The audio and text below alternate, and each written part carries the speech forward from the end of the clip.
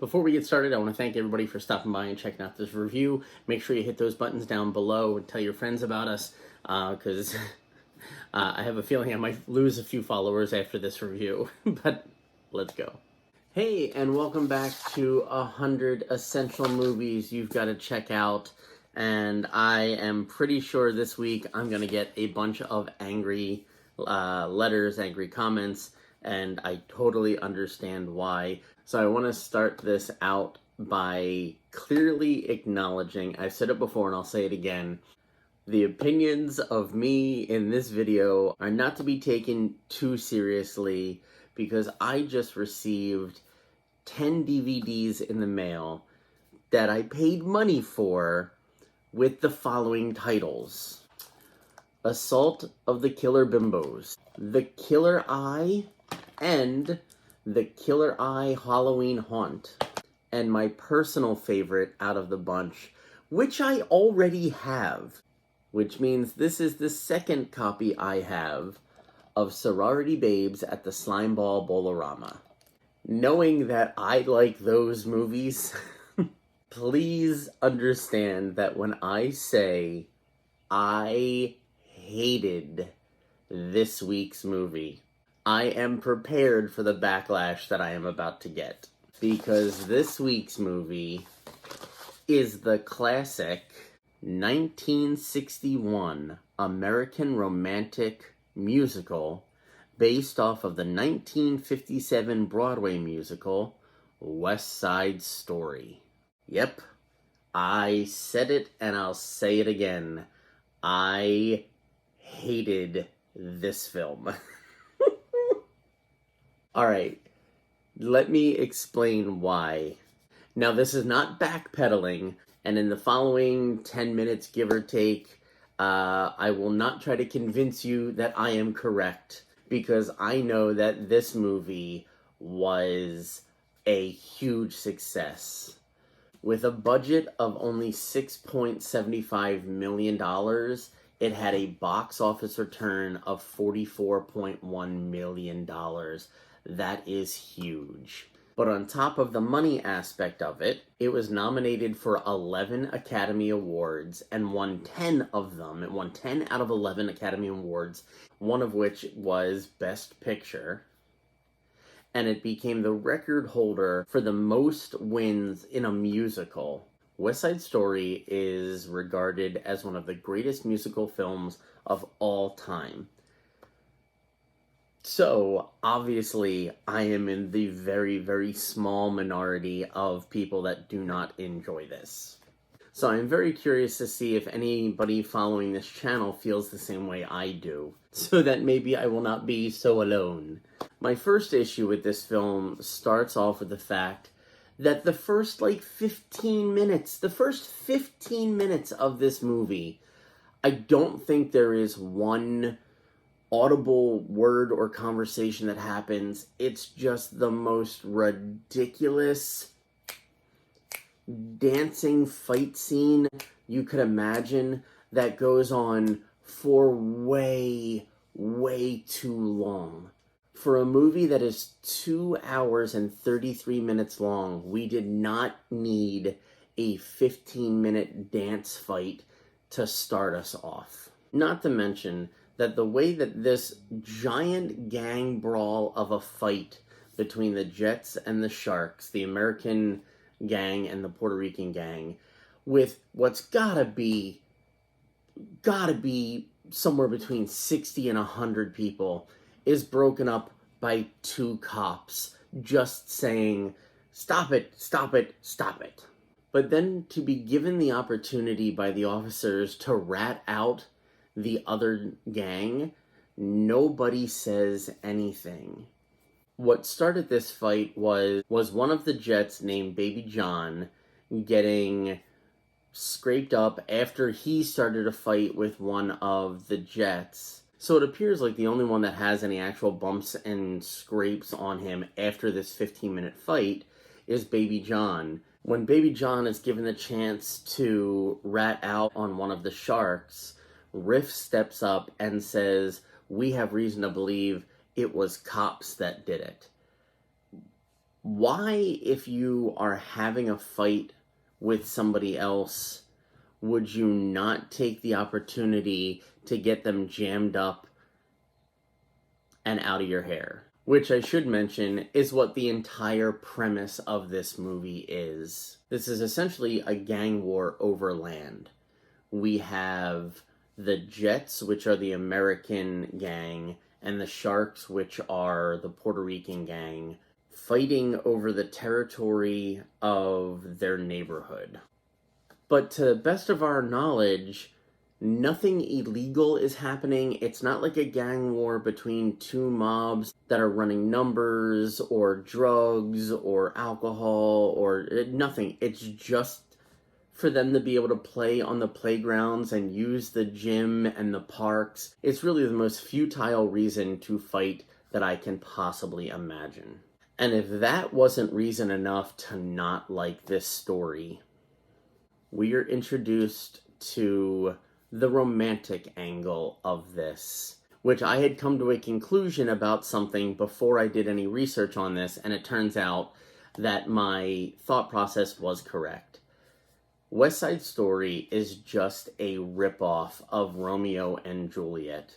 Even the Broadway musical admits that it was inspired by this, because now we see Tony from the Jets, who was one of the original founders, but is not in the gang anymore, lays eyes on Maria, who is the sister of the leader of the Sharks, but who is not in the Sharks. And they immediately fall in love with each other. Like, just looking at each other across the dance floor was enough to set the ball in motion for a series of incredibly ridiculous events. Maria's older brother, Bernardo, who is the leader of the Jets, sees the connection between Tony and Maria and interjects and forbids the two from speaking to each other.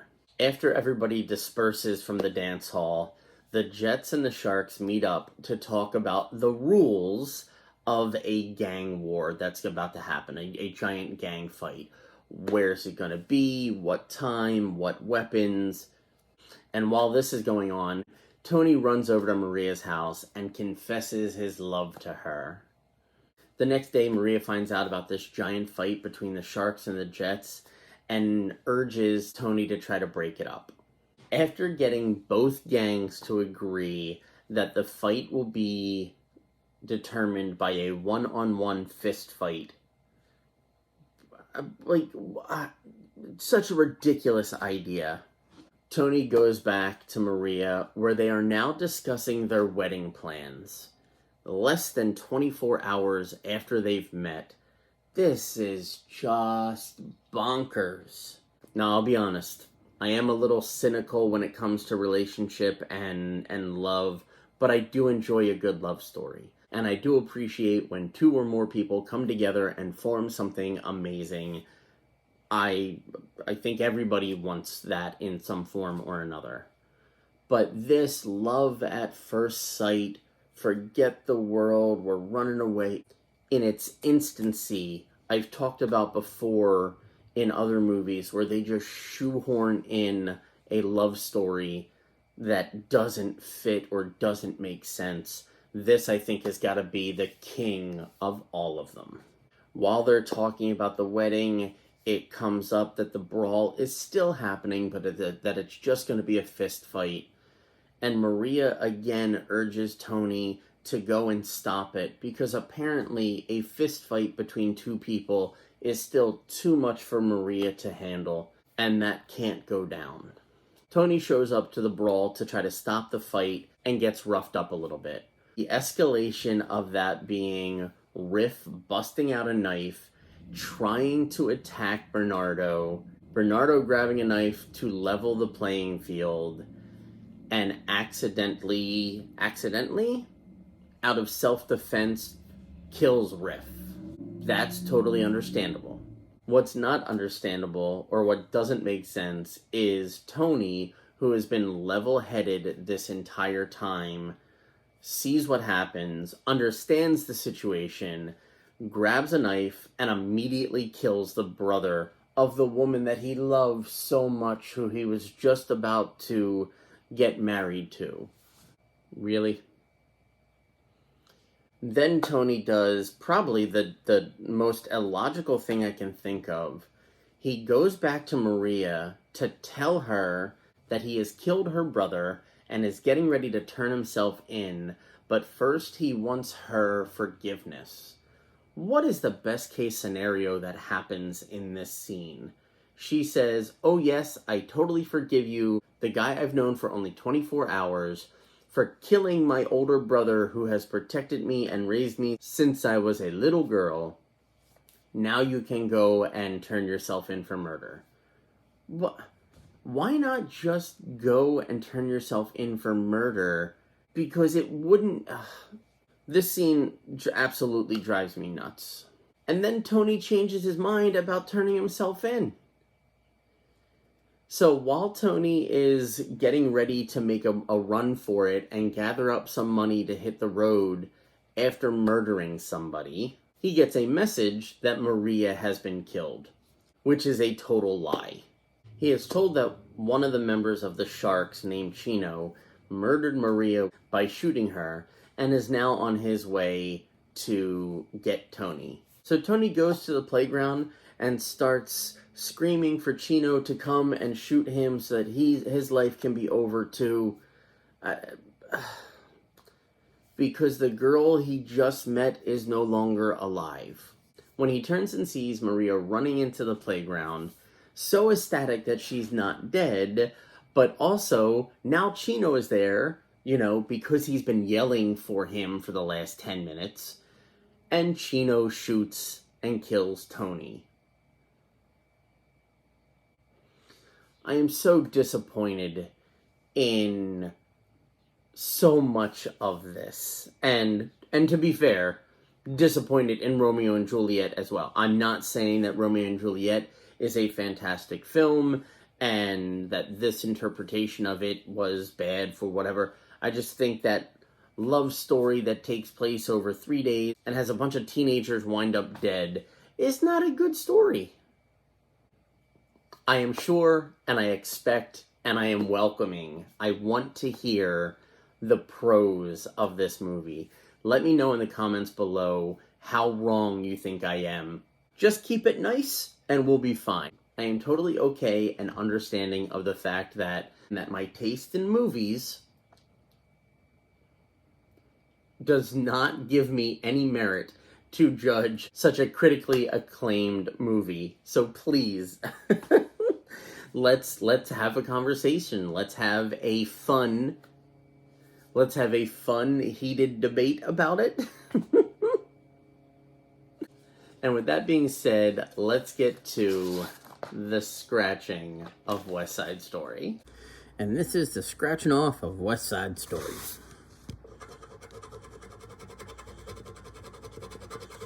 For a 2.5 hour long movie, this is like the smallest scratcher they have on the poster.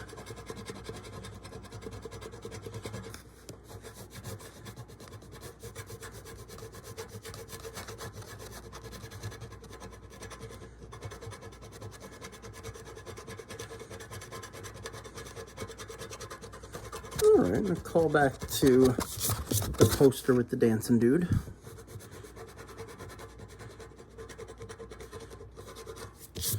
Ta-da! West Side Story. So that was the scratching off of West Side Story. Next week we're going to be doing Lawrence of Arabia from 1962. I want to thank everybody again for stopping by and checking out this video. Make sure you hit those buttons down below. Very big I love you, thank you to my Patreon subscribers whose names are going to be popping up in just a second. That wraps it up for this week's 100 Essential Movies. I'll see you next Tuesday. I love you. Later days.